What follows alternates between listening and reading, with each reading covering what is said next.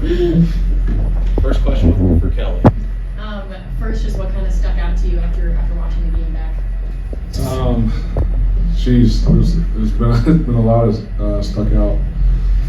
One, knew going into it that Iowa is a good team, right? They don't make a whole lot of mistakes, and so when you make mistakes, they exploit and capitalize on those, and they definitely did. I did think that our guys, fought all the way through. Obviously had for as unclean as we played, to have the ball with 2 minutes left and a chance to go down and win the game. That it just speaks to the fight that we had as a team. Just didn't execute at a level high enough to go win that game. Played well enough to have a chance to win it, but didn't play well enough to win again. Looking at Ohio State, how do you prepare for one of the toughest games on your schedules? Just like you do every week. There's that the beauty of the way that we prepare. You prep and go to work and film study and everything is the same every week, whether it's you're playing for the Super Bowl or you're playing against West Lafayette. You know what I mean? So that way you're not cutting corners and you're not making it more than what it is. You're just diving into the details of your assignment, the scheme, the technique, and ultimately trying to put yourself in a position to make plays in order to go win again. Have you or any maybe players emphasized the last time Purdue upset Ohio State and kind of keeping that in the back of your head heading into this weekend? We'll have a team meeting on tomorrow, and I've got some creative ways to just trying to give the history of this game and what it meant, the last time that they were here, and so they'll definitely be aware. Questions?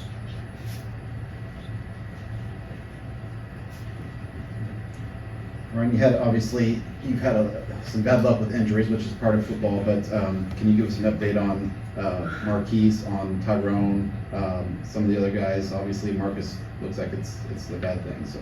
Yeah, you're right. The injury bug hit us the second day of fall camp. When Jamal Edgerrin went down with the knee.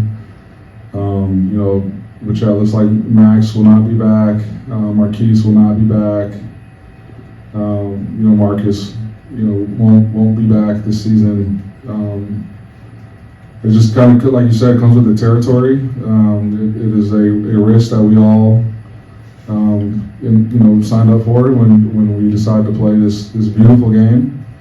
We've got a locker room full of guys that are, obviously compassionate for the guys that are not playing anymore, but also are eager for the opportunity to for themselves to go play football. And so it's always been an next man up mentality, and we'll adjust as a staff in areas that we need to, but still very confident and excited to go compete.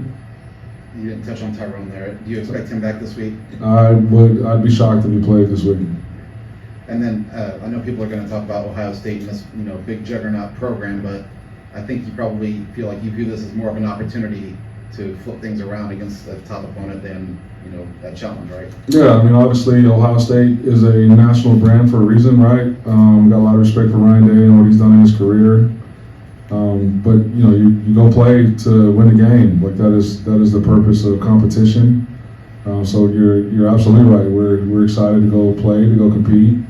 And it's been fun already prepping and game planning against guys that you respect in this profession, and against players that you got respect for that play the game.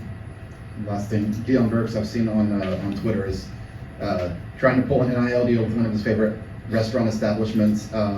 Clearly, this is a guy that takes nutrition very seriously, though, and what he's done to his body, I think, has probably led to what he's doing on the field on Saturdays, right? Yeah, 100%. Like, what I love about football, much like it is in life, like what you pour into it, you usually get out. And he has poured into his body. He has poured into his film study. He has poured into the way he practices. and he's reaping the benefits of that time spent and that dedication to his craft. And I'm looking forward to him continuing to grow and continuing to learn how to affect the game at his position. Ohio State's offense is well capable, but they've struggled to run the ball a little bit. Are you seeing anything different you've obviously looked at them over the years and what Ross-Ade tries to do, and with a different quarterback, obviously. They do anything differently? Well, it's funny. This is the first time I've played against them, so I haven't really had crossover games where we studied what they've done traditionally in the past. I know they've got new faces, right, from a year ago. But that's the thing about Ohio State, like they just re-up from a roster standpoint. They've got talented offensive line, they've got talented receivers. I feel like every year they're signing 3 or 4 or 5-star guys. Their running backs, they've got 3 of them that they kind of rotate in, and they don't miss a beat. And so whoever's out there, they're there for a reason, and they're talented as all get out. And I think as a staff, they do a good job of making it not overly complicated for those guys so that they can play fast and use their God-given ability to go make plays, and they find creative ways to get guys in space and get guys touches. So it'll be a good challenge, and I'm looking forward to it. Yep. Other questions? Tom? Ryan, have you seen any chinks in Ohio State's armor at all? They're undefeated right now. They have the tight one against Notre Dame, where they, to their credit, that Notre Dame had every chance to win that game at the end, and Ohio State just kept fighting. Weren't playing the type of game that they're accustomed to playing. But that speaks to their confidence and their will to win. So chinks in the armor, no, not really. You got to execute, you got to make plays, and you can't pay attention to the logo, right? Like you can't let the brand or the history affect how aggressive you play. So that's what our guys got to understand is it doesn't. As long as we make it about us and how we execute, how we play the game, how aggressive our mentality, our mindset is, then you go play, you go compete, and you let the game play out and try to go win it. You can't walk into it and give them an edge from a mental standpoint just because they got a Buckeye on the back of their helmet. You know what I mean? So. That's why I love competition. That's why I love football in particular. It's 11 on 11, and the ball is snapped, and then the whistle's blown, and everything that happens in between that is completely up to your control. Another freshman of the year honor for Dylan Thayer. Let's kind of talk about his year so far, and maybe how he compares to some of the defensive backs you've worked with in the past. Yeah, where it's unique about Dylan, man, is I was teasing O'Brien the other day. It's like he was creating a lab somewhere. You try to find things in his game, things in his personality, things in his life where you're like, okay, he needs to pick it up in this area. And we get the grade report, and his lowest grade right now is a 99. And so it's like, he takes care of his body the right way. He practices the right, like every rep in practice, he's finishing on the ball carrier with his inside foot up and is hitting with the same shoulder, and he's wrapping up. And so you look at the game, I always got, the number 2 running back. He's talented as all get out, right? And made his return to play against us. And there's a play where, we miss him to the flat from a schematic standpoint. And they give him the ball, and he's turning upfield, and Dylan, like he does in practice, finishes same foot, same shoulder, and like he catches the guy on the sideline, lifts him up, and puts him down. And I'm like, dude, that's a big running back, that's fast, and this is a true freshman that's playing confident that way. But he's confident because of the way he prepares. He's always in O'Brien's office, watching quarterback operation time, seeing who the deep threats are, getting formation tendencies, and then at practice he's calling it out. He's practicing full speed. You go in the weight room and Dylan could be in there by himself with a workout plan, and he's going to attack every rep with everything he's got with no supervision, because that's who he is. That's the way he lives his life. And so, have I coached anybody like him before? No, I haven't. Not at 18, not as talented as he is, not with the work ethic and the hunger that he has. So, if I was a betting man, I'd say he's got a long time to play football. You had another true freshman who started in the secondary last week, Derek Rogers. Just talk about how you think he held up. And then speak of the challenge he's got this week with, of course, those Ohio State receivers. Yeah, really, I've loved his progression. My relationship with Duda, everybody calls him Duda, that's his nickname, started when he was going into his junior year at Jones High School. In Orlando, I coached Kirby Joseph, who was also a product of Jones. And, he ended up being a third-round pick and then started for the Lions now. And Duda, much like Kirby, not just in practice, loved playing football. He was a wideout at Jones, and you knew when it was one-on-ones, because Duda was yapping at the competition, and if you caught the ball, you were going to know about it.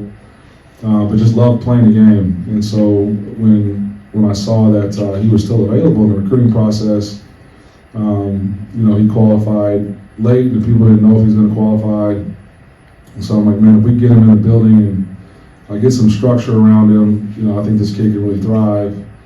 And so, sure enough, he gets here. He's 151, and that's soaking wet, 151. And already he's gained 20 pounds. What I love about him is he loves ball, and he's naive enough to where the stage is not too bright. He doesn't know any better. He just, he knows that there's a pigskin, and the object is to keep it from getting the end zone on defense and to get it across the line on offense. So I think the only play that he was pretty upset about was the dropped interception he had in the end zone. But he's been covering his tail off. He's really embraced playing corner. This is his first time he's ever played corner. And I think he'll have a long career here. God willing, he stays healthy and continues to thrive. I know you played a very good defense Saturday. It was produced fewest yards they've gained this year. What can you do just to get the offense back on track, you think? Yeah, if you looked at, to me, it was the early down negative yardage plays. 1st and 10 sacks, 1st and 10 TFLs. When we're good on first down, and then a plan with place on second down to get us in a third and manageable to move the chains and then do that over again. That's when we're at our best offensively. And so we've had 6 games now of cataloged information that we as a staff have looked at, and like I said to the staff at the start of the season, in my opinion, our staff's ability to adapt and to adjust to our roster and to who our opponent is throughout the course of the season will be in direct correlation with our success or our failures. And so, had some poignant conversations on Sunday as a staff and just about the direction that we need to head in order to close out these last 6 games the right way. And we are completely capable of doing so. I got every confidence and every belief that we're going to get it done. There's a couple other personnel ones.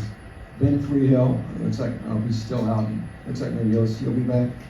Yeah, Ben Freehill's out, and I'll wait on the scouting or the injury report this afternoon to see if OC will be available. Just one quick question. Just on a couple things on Hudson Card. One on the interception, it looked like, at least on television, which is where I was watching it, that he might have dinged his shoulder a little bit. Is that? Again, it's game 7, so the guys are dinged up. But how's he doing there? And then maybe as a follow-up, and maybe a separate question, just how, getting rid of the ball, and what are you working on from that standpoint? I mean, it seems easy when watching him. He's got to get rid of it, but there's some other factors that come into play. But how has that continued to progress? Yeah, Hudson got dinged up against Illinois actually, and then practiced on Thursday, and the nature of his injury was one that he wasn't in harm's way of further damaging the injury, but it was going to be painful, and I think that speaks to his competitive spirit and his physical toughness. So every time he was out there and got hit like that, it didn't feel good, I promise you. And so for him to go through the whole game and compete the way he did, I was proud of that fact. Obviously, there are plays that he would love to have back. He was very down after the game. I think it's just it is a growing process, right? And I think he'll continue to mature and continue to grow. And one of the areas we talked about is like not taking sacks on early downs or in the red area, right, to get you out of field goal range. And I think as a staff we can also help him out in that area and give him better answers and put him in scenarios where the ball is designed to get out quick.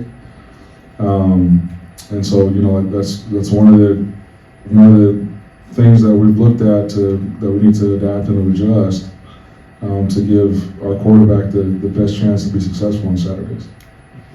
Any more questions for Coach? All right, thanks, Coach.